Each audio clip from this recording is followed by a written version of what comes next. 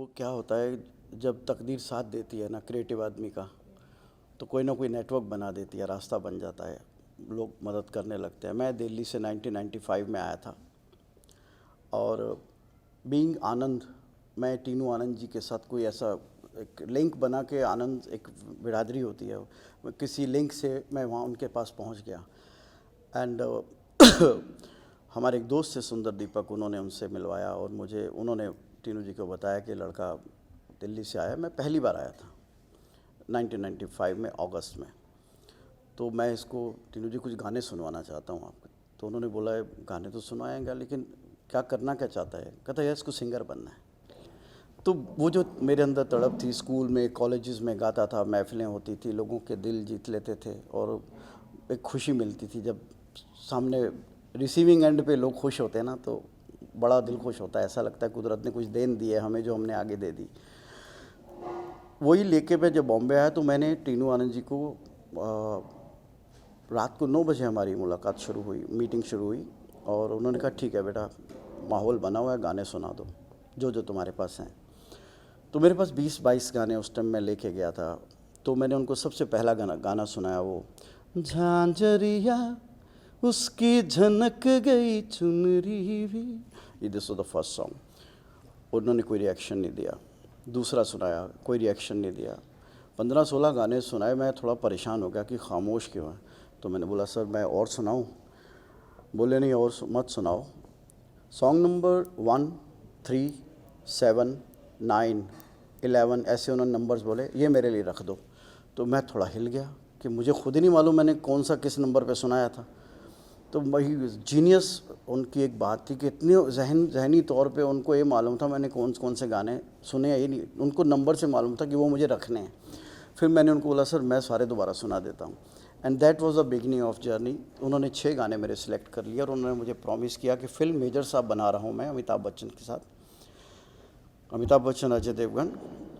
ABCL की पहली film है, Amitabh Bachchan private limited films की पहली फिल्म है। मैं कोई प्रॉमिस नहीं कर सकता। गाने अमित जी सुनेंगे और उनको गाने समझ आएंगे तो देन विल प्रोसीड। तो मैंने कहा ठीक है सर, कब तक हम सुना। कहता अभी तो 5-6 महीने स्क्रिप्ट पे काम चल रहा है। तो मैंने कहा सर 5-6 महीने में क्या करूँगा सर। तो बोले यार मैं तेरे को मिला देता हूँ, एक हमारे दोस्त है। तो उन्होंने टाइम कंपनी में परवीन शाह थे, उनसे मिला दिया। परवीन शाह को मैंने गाने सुनाए। उन्होंने बोला भैया गाने तो बेहतरीन लग रहे हैं, ये जो तेरी पायलों की छन छन है, सब जितने काले लिबास में बदन गोया और लगे ईमान से, माही वे, इश्क समंदर, ऑल दीज सॉन्ग्स। तो मुझे बोले लिखे किसने? मैंने कहा लिखे तो मैंने ही है सर। कहते तो कंपोज़ किसने किया है? मैं कहा सर धुन तो मेरी है। तो कहते लिख भी तुम रहे हो, गा भी तुम रहे हो, कंपोज भी तुम कर रहे हो। यार तू एक कैसेट पकड़, पहले तीनों में से समझा मुझे एक चीज़ बनना क्या चाहता है तू।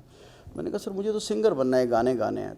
तो उन्होंने कहा भाई कुमार शानू, उदित नारायण, सोनू निगम, अभिजीत सब झंडे गाड़ रहे हैं, तो तुमको सिंगिंग के लिए तो ब्रांडिंग की सोचना भी मत कि मैं तुम्हारे गाने ख़रीद सकता हूँ, मुझे गाने पसंद हैं। तो मैंने कहा सर गाने ख़रीदेंगे तो मतलब सर मैं गा नहीं पाऊँगा। बोले नहीं कुछ तुम भी गा लेना। तो मैंने कहा सर ठीक है। मैंने टीनू आनंद जी को फ़ोन किया, सर ऐसा ऐसा कुछ वो गाने ख़रीदना चाहते हैं। तो टीनू जी ने बोला यार म्यूज़िक डायरेक्टर बन जा।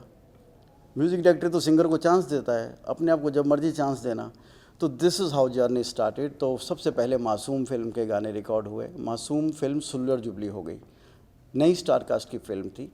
छोटा बच्चा जान के ना कोई आंख दिखाना, उसमें गाना था। एंड वहाँ से there was no looking back. फिर मेजर साहब का म्यूज़िक रिकॉर्ड हुआ।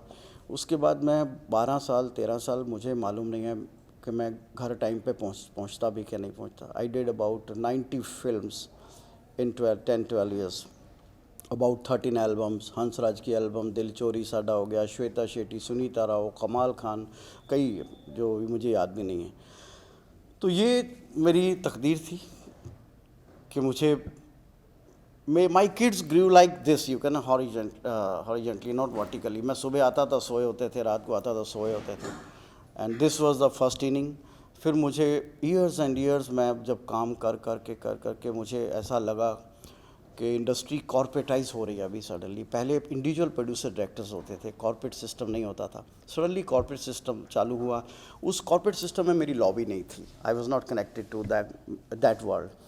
तो मैंने कहा एक साल 1.5 साल थोड़ा घूम के आते हैं, दुनिया देखते हैं, फैमिली के साथ थोड़ा टाइम देता हूँ। टाइम नहीं दे पाया था मैं किसी को। वो 1.5 साल फिर मैंने बहुत ट्रैवल किया, और during that period there was an academic exercise was going on. I was listening the music of global music, world wide में न्यू एज म्यूज़िक क्या चल रहा है वो सुनता रहता था। And suddenly I started restructuring my creativity in my own way, के मुझे अब इस बार किस तरह का कंटेंट बनाना है। And I started working. लेकिन इस दौरान इंडस्ट्री में काफ़ी नए प्लेयर्स आ गए, प्रीतम, Vishal Shekhar, Salim Suleman, Shankar Ehsaan Loy, they were all wonderful work they were doing, excellent work they were doing. तो मुझे समझ में आ गया थोड़ा मेरा रेस्ट पीरियड है, लेकिन मैं कहीं गया नहीं था, गायब नहीं हुआ था। मैं स्टूडियो नहीं जा रहा था, रिकॉर्डिंग नहीं कर रहा था, गाने रिलीज़ नहीं कर रहा था, लेकिन मैं कंटेंट क्रिएट कर रहा था। ये 6 साल में मैंने by the grace of God 2,500 गाना बना दिया, एंड मेरा म्यूज़िक बैंक फिल हो गया। And now it was a very striking revolution which happen, कि सोशल मीडिया और ये यूट्यूब आने से कोई ये नहीं रहा कि अब संगीत के लिए कोई दरवाज़ा नहीं खटखटाना पड़ेगा कि यार ये गाना सर मेरा ले लो। इस तरह से स्ट्रगल ख़त्म होने लगा। म्यूज़िक डायरेक्टर्स ने भी अपने लेबल्स शुरू किए, सब ने अपने अपने शुरू किए। मुझे लेकिन फ़िल्मों का ज़्यादा शौक़ है गाने करने का, तो मैंने फिल्म्स में पिचिंग शुरू करी अभी 1.5 साल पहले। आई साइन 3-4 फिल्म्स, एंड अभी मैं सब म्यूज़िक लेबल्स के लिए सिंगल्स कर रहा हूँ, बड़े बड़े सिंगर्स के साथ भी कर रहा हूँ, न्यू सिंगर्स के साथ भी कर रहा हूँ। और लेबल का ये है कि अगर टाइम ऐसा आया, मैं बिज़नेस मुझे I love making money, but I don't like dealing strategy planning के लिए। जिस दिन मेरे को एक स्ट्रैटेजिक पार्टनर मिल जाएगा जो एडमिनिस्ट्रेशन हैंडल करेगा, सब चीज़ें करेगा, मैं क्रिएटिविटी से अलग नहीं हो सकता। मुझे पैनिक होता है क्रिएटिविटी से दूर जाने में। तो मुझे जो अनुकूल लगता है उसमें मुझे आनंद आता है। तो मैं प्रबंध के पीछे नहीं पड़ता हूँ, आनंद मेरे को आता रहता है, तो आई फील हैप्पी। क्योंकि मैंने नोटिस किया पैसे के पीछे जाता है इंसान तो ना काम कर पाता है ना पैसा आता है, लेकिन काम करते रहो तो काम भी होता है, पैसा भी आता है। हाँ, रीज़न नहीं कई, अभी मेरे कितने गाने रिमिक्स हुए।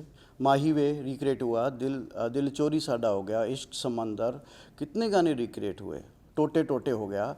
इवन ये तो बल्कि और मुश्किल काम होता है रिक्रिएट करना।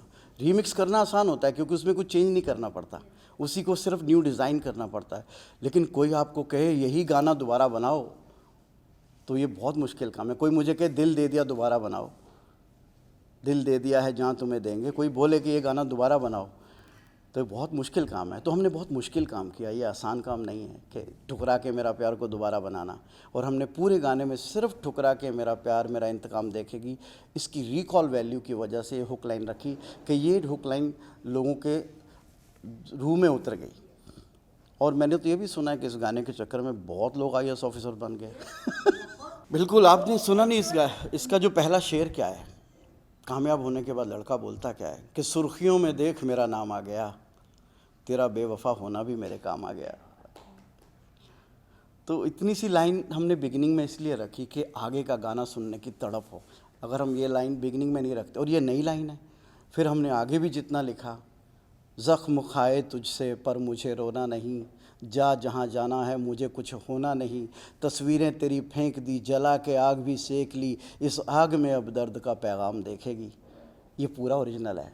फिर हमने हुक लाए, ठुकरा के मेरा प्यार मेरा इंतकाम देखे। तो इतना 30 सेकंड का भी नहीं, 20 सेकंड का पार्ट है वो, लेकिन उसको जस्टिफाई करने के लिए काफ़ी चीज़ें क्रिएट करनी पड़ी।